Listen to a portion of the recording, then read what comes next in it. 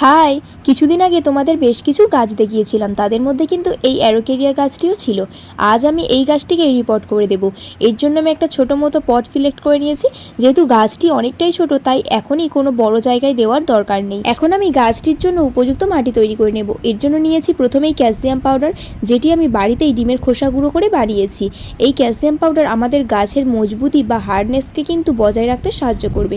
তারপরে আমি এখানে নিয়েছি বালিটি কিন্তু মাটিটিকে ঝুরঝুরে করে রাখবে। যেহেতু এটি একটি পাহাড়ি গাছ, তাই এই গাছের গোড়ায় জল কিন্তু গাছটি একদম সহ্য করতে পারবে না। এরপরে অতি সাবধানে গাছটিকে গ্রো ব্যাগ থেকে বের করে নেব। রুট বলটিকে ড্যামেজ না করে সাইডে যে এক্সট্রা মাটিগুলি রয়েছে সেগুলোকে হাত দিয়ে একটু হালকাভাবে রিমুভ করে দেব। এরপরে গাছটিকে আমরা এই টবের মধ্যে লাগিয়ে দেব। এই গাছের নাম যে অ্যারোকেরিয়া, সেটা তো আমি এখনই জানলাম। আমি তো ছোটোবেলা থেকে এই গাছকে ক্রিসমাস ট্রি নামেই জানতাম।